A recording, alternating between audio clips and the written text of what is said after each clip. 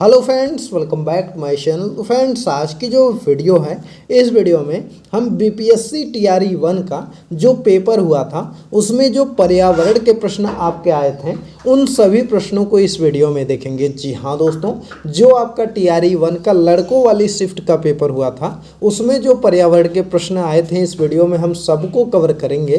तो फ्रेंड्स, अगर आप टीआरई 3 एग्ज़ाम की तैयारी कर रहे हैं या टीआरई 4 के लिए तैयारी कर रहे हैं तो यह दोनों एग्ज़ाम के लिए बहुत ही महत्वपूर्ण वीडियो है। आप इसको लास्ट तक जरूर देखिएगा। चलिए पहले प्रश्न को देखते हैं। पहला प्रश्न आपका है कि ऊर्जा के स्रोत जो कार्बन उत्सर्जन में वृद्धि नहीं करते हैं में शामिल हैं। तो ऊर्जा के वे कौन से स्रोत हैं जो कार्बन उत्सर्जन में वृद्धि नहीं करते हैं? तो इसका जो सही आंसर आपका हो जाएगा वह क्या होगा? नाभिकीय ऊर्जा संयंत्र, यह भी कार्बन उत्सर्जन में वृद्धि नहीं करता है।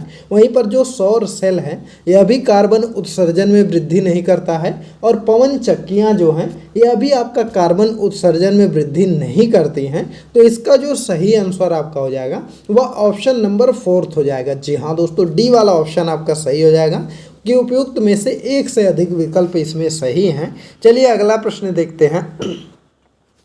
अगला प्रश्न आपका है कि आहार श्रृंखला में शाखान्वित श्रृंखला को कहा जाता है। तो आहार श्रृंखला में अगर हम शाखान्वित श्रृंखला की बात करें तो उसको क्या बोलते हैं? तो उसको हम लोग आहार जाल बोलते हैं। जी हाँ दोस्तों, फर्स्ट वाला ऑप्शन आपका सही होगा, आहार जाल उसको बोला जाता है। चलिए अगला प्रश्न देखा जाए। अगला प्रश्न है कि हरे पौधे सूर्य के प्रकाश की ऊर्जा का डैश दिया गया ग्रहण करते हैं और उसे खाद्य ऊर्जा में परिवर्तित करते हैं। तो देखिए, अगर हम इसके सही आंसर की बात करें तो जो हरे पौधे हैं वह सूर्य के प्रकाश ऊर्जा का जो है सिर्फ 1% जो है ग्रहण करते हैं। जी हाँ दोस्तों, इसको आप याद रखिएगा, सिर्फ 1% जो है कि हरे पौधे सूर्य के प्रकाश ऊर्जा को ग्रहण करते हैं, बाकी जो है कि वह 99% यूज़ नहीं करते हैं। तो इस चीज़ को याद रखेंगे। यह प्रश्न जो है बहुत ही इंपॉर्टेंट है, टीआरई 2 में भी यह प्रश्न पूछा गया था। अगला प्रश्न आपका दिया गया है कि किसके नेतृत्व में चिपको आंदोलन को मजबूती मिली थी? तो देखिए, बहुत ही इंपॉर्टेंट प्रश्न है कि किसके नेतृत्व में जो है कि चिपको आंदोलन को मजबूती मिली थी।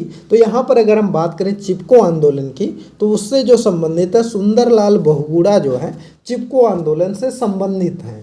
तो इनको आप याद रखिएगा, इंपॉर्टेंट है। चलिए दोस्तों अगले प्रश्न को देखा जाए। यह वीडियो आपको कैसी लग रही है कमेंट करके ज़रूर बताइएगा। और दोस्तों, आप हमको टेलीग्राम चैनल पर भी फॉलो कर सकते हैं। टेलीग्राम चैनल का लिंक इस वीडियो के डिस्क्रिप्शन में दिया गया है। वहाँ पर जो है कि आपको वीडियो का लिंक दिया जाता है, PDF भी प्रोवाइड किया जाता है और साथ ही में कोई ज़रूरी सूचना रहती है तो उसको भी शेयर किया जाता है। तो इसलिए आप जो है कि हमको टेलीग्राम पर ज़रूर फॉलो कर लीजिए। अगला प्रश्न आपका है कि आहार श्रृंखला में प्रथम पोषी स्तर पर मौजूद होते हैं। तो यहाँ पर आपको भरना है कि कौन सा ऐसा होता है जो कि आहार श्रृंखला में प्रथम पोषी स्तर पर मौजूद होते हैं। तो वह क्या होते हैं? वह आपका स्वपोषी होते हैं। स्वपोषी सबसे ऊपर होते, प्रथम पे होते हैं। उसके बाद जो है कि आपके कौन आ जाते हैं? जो उपभोक्ता वगैरह होते हैं, प्रथम उपभोक्ता, द्वितीयक उपभोक्ता, फिर तृतीयक उपभोक्ता आते हैं। तो इसको याद रखिएगा। अगला प्रश्न आपका है कि निम्नलिखित में से कौन सा पारिस्थितिकीय तंत्र में गैसीय जैव भू रासायनिक चक्र नहीं है? जी हाँ दोस्तों, पूछा गया है कि निम्नलिखित में से कौन सा पारिस्थितिकीय तंत्र में गैसीय जैव भू रासायनिक चक्र नहीं है? तो इसका अगर हम सही आंसर की बात करें तो फास्फोरस चक्र जो है यह भू रासायनिक चक्र नहीं है। इसके अलावा नाइट्रोजन चक्र भी है और ऑक्सीजन चक्र भी है। तो इसको याद रखिएगा। अगला प्रश्न देख लेते हैं। दोस्तों, इस वीडियो को अच्छे से देखिएगा, क्योंकि अगर आप इस वीडियो को पूरा अच्छे से कवर कर लेते हैं, टीआरई 1 का जो पेपर हुआ था, टीआरई 2 का जो पेपर हुआ था, टीआरई 3 का जो कैंसिल हो गया, सबको कवर कर लेते हैं तो गारंटी है कि इससे 4-5 नंबर आपका जरूर मिल जाएगा, सिर्फ जो है कि ईवीएस से। तो ऐसे ही अगर पूरा पेपर कवर करेंगे तो आपका 15 से 20 नंबर क्वेश्चन तो ऑलरेडी सही हो जाएगा। चलिए अगला प्रश्न है कि निम्नलिखित में से कौन सा जीव क्लोरोफिल की उपस्थिति में सूर्य के प्रकाश का उपयोग कर अकार्बनिक पदार्थों को कार्बनिक यौगिकों में परिवर्तित करता है। जी हाँ दोस्तों, पूछा गया है कि इनमें से कौन सा ऐसा जीव है जो क्लोरोफिल की उपस्थिति में सूर्य के प्रकाश का उपयोग करता है और अकार्बनिक पदार्थों को कार्बनिक यौगिकों में परिवर्तित करता है। तो इसका देखिए, इसका जो सही आंसर आपका हो जाएगा वो ऑप्शन नंबर 4 हो जाएगा। जी हाँ दोस्तों, सो ऑप्शन नंबर 4 क्यों हो जाएगा?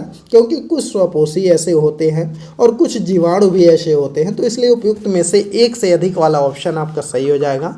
अगला प्रश्न आपका दिया गया है कि निम्नलिखित में से किसके पास उच्च ऊर्जा स्तर और छोटा तरंग दैर्घ्य है। तो देखिए, अगर हम बात करें किसके पास उच्च ऊर्जा स्तर और तरंग दैर्घ्य, छोटा तरंग दैर्घ्य है, तो यह जो ऑप्शन सही होगा वो ऑप्शन नंबर 3 होगा। जी हाँ दोस्तों, पराबैंगनी विकिरण के पास जो है कि उच्च ऊर्जा स्तर और छोटा तरंग दैर्घ्य होता है, तो इसको याद रखिएगा, इंपॉर्टेंट है। चलिए दोस्तों अगले प्रश्न को देखते हैं। अगला प्रश्न आपका दिया गया है कि प्रत्येक पोषी स्तर पर गैर अपघटनीय रसायनों के लगातार रासायनिक संचय की प्रक्रिया को के रूप में जाना जाता है।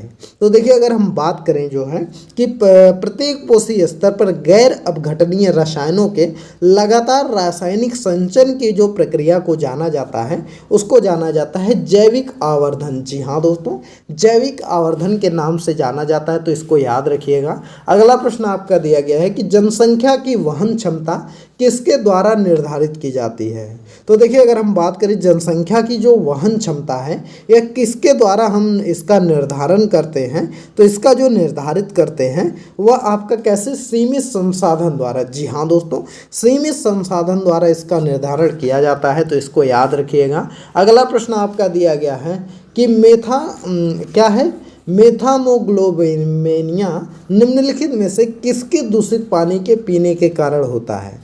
तो देखिए, मेथामोग्लोबिनिया जो है यह आपका जो होता है यह नाइट्रेट के से दूषित पानी पीने के कारण होता है, तो इसको आप याद रखिएगा। चलिए दोस्तों अगले प्रश्न को देखा जाए। अगला प्रश्न आपका है कि पारितंत्र में ऊर्जा का प्रवाह होता है। तो देखिए, पारितंत्र में ऊर्जा का जो प्रवाह होता है वह आपका एक दिशीय होता है। जी हाँ दोस्तों, कैसा प्रवाह होता है, तो एक दिशीय प्रवाह होता है, तो इस चीज़ को याद रखिएगा। हमेशा जो है कि पारितंत्र में ऊर्जा का प्रवाह एक दिशीय होगा। अगला प्रश्न आपका है कि निम्नलिखित में से कौन सा पारितंत्र का संगठक है। तो देखिए, अगर हम बात करें पारितंत्र का संगठक कौन है, तो इसमें देखिए सूक्ष्म जीव भी आपका पारितंत्र का संगठक है, जंतु भी है, पादप भी है, तो इसलिए डी वाला ऑप्शन आपका सही हो जाएगा कि उपयुक्त में से एक से अधिक, क्योंकि यह सभी जो है वह पारितंत्र के जो है कि संगठक हैं, तो इनको याद रखिएगा। अगले प्रश्न को देखा जाए। अगला प्रश्न है कि निम्नलिखित में से कौन सी गैस लैंडफिल से उत्पन्न होती है। तो देखिए, अगर हम बात करें लैंडफिल से कौन सी गैस उत्पन्न होती है, तो यहाँ पर देखिए, यहाँ पर जो ऑप्शन सही होगा वह आपका हो जाएगा ऑप्शन नंबर 4। जी हाँ दोस्तों, ऑप्शन नंबर 4 सही हो जाएगा, क्योंकि यहाँ पर जो है मीथेन भी उत्पन्न होती है, सल्फर डाइऑक्साइड भी हो जाती है और यहाँ पर तरल पेट्रोलियम गैस भी है। तो चलिए अगला प्रश्न को हम देखते हैं। यहाँ पर दो तरल पेट्रोलियम गैस और मीथेन मुख्य रूप से इससे उत्पन्न होती हैं, तो इनको याद रखिएगा। अगले प्रश्न को देख लिया जाए। अगला प्रश्न आपका है कि निम्नलिखित में से कौन जंगल में आहार श्रृंखला का प्रतिनिधित्व करता है।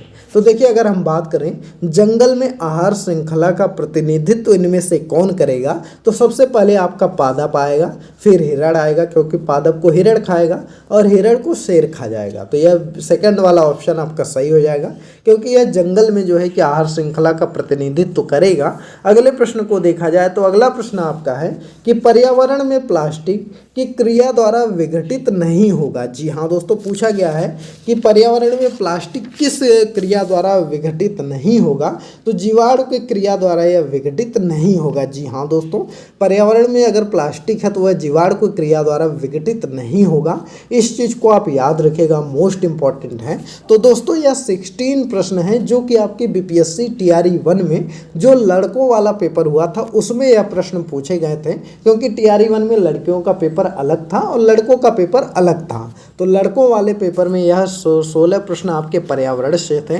बाकी इसके आगे हम एक वीडियो अपलोड करेंगे जिसमें लड़कियों वाली शिफ्ट में जो प्रश्न पूछे गए थे उनको कवर करेंगे।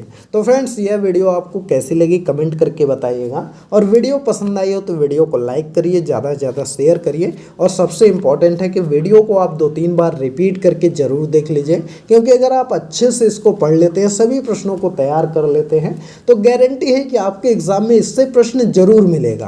क्योंकि हमने TRE 2 में भी देखा, TRE 3 में भी देखा कि बहुत से ऐसे प्रश्न थे जो कि BPSC प्रीवियस ईयर में पूछा था और सेम टू सेम क्वेश्चन वही आपके पेपर में भी आ गया था, और यहाँ तक कि मानिए कि ऑप्शन भी नहीं चेंज किया गया था। तो इसलिए आप इसको अच्छे से कवर कर जाइए। TRE 1, TRE 2, TRE 3 का जो पेपर हुआ है, सभी क्वेश्चन को हम अलग अलग करके जो है कि ये पर्यावरण के अलग करके, साइंस का अलग करके, उसके बाद जो है कि आपका भूगोल के अलग करके कवर करा देंगे। तो आप उसको पढ़ जाइए और सभी प्रश्न को आप याद कर लीजिए। गारंटी है कि आपका पेपर अच्छा होगा, और इस बार TRE 3 रिविजन जो है यह पेपर जरूर आपका निकलेगा। चलिए इस वीडियो को स्टॉप करते हैं, मिलते हैं अगली एक नई वीडियो में। यह वीडियो पसंद आई हो तो इस वीडियो को लाइक करिए, ज़्यादा से ज़्यादा शेयर करिए।